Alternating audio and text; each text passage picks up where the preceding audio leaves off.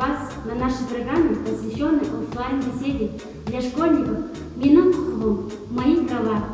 Каждый ребенок обязан соблюдать Конституцию и законодательство Республики Казахстан, уважать права, честь и достоинство других лиц. Государственные символы республики заботятся о нетрудоспособных родителях, сохранности исторического и культурного наследия, беречь памятники истории и культуры, сохранять природу, бережно относиться к природным богатствам. Сегодня наша беседа будет о правах и обязанностях наших детей. Попробуем разобраться в тех ситуациях, которые встречаются в жизни. Узнаем о том, почему так важно соблюдать права и обязанности. И сегодня у нас в гостях старший инспектор полиции по делам несовершеннолетних, майор полиции Макаева Диана Николаевна. Добрый день, Диана Николаевна. Здравствуйте. Мы рады видеть вас на нашей программе. И наш первый вопрос, я считаю, что это, наверное, важно для каждой семьи, для каждых детей, кто защищает права ребенка. Обеспечение защиты прав человека – это основа любого государства. Особенно важна защита прав и свобод ребенка.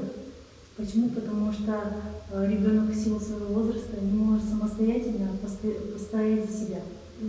В этом случае государство в лице правоохранительных органов, органов прокуратуры, полиции, здравоохранения, управления образования, а также местных исполнительных органов защищает права ребенка. Спасибо большое, Диана Николаевна. И следующий наш вопрос.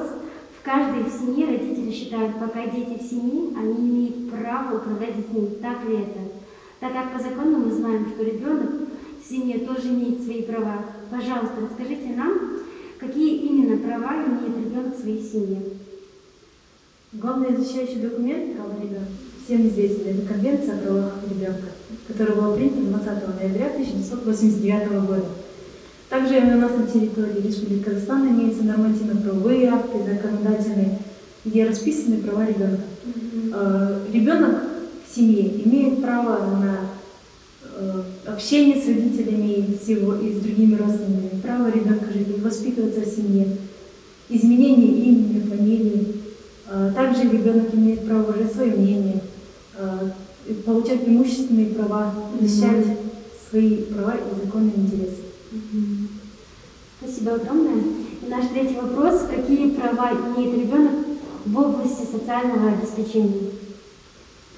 Каждый ребенок у нас в Казахстане обладает определенными правами в сфере в области социального обеспечения.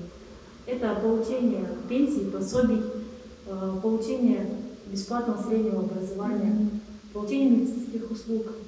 Также каждый ребенок имеет право на отдых и досуг.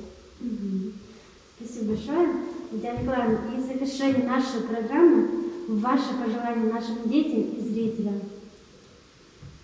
Нашим детям и зрителям я бы хотела пожелать, чтобы каждый рос в семье, чтобы был окружен добротой, заботой, был защищен и был обласкан родителями. Спасибо огромное, Диана Николаевна. Наша программа подошла к концу. Берегите себя и близких. До скорых новых встреч. До свидания.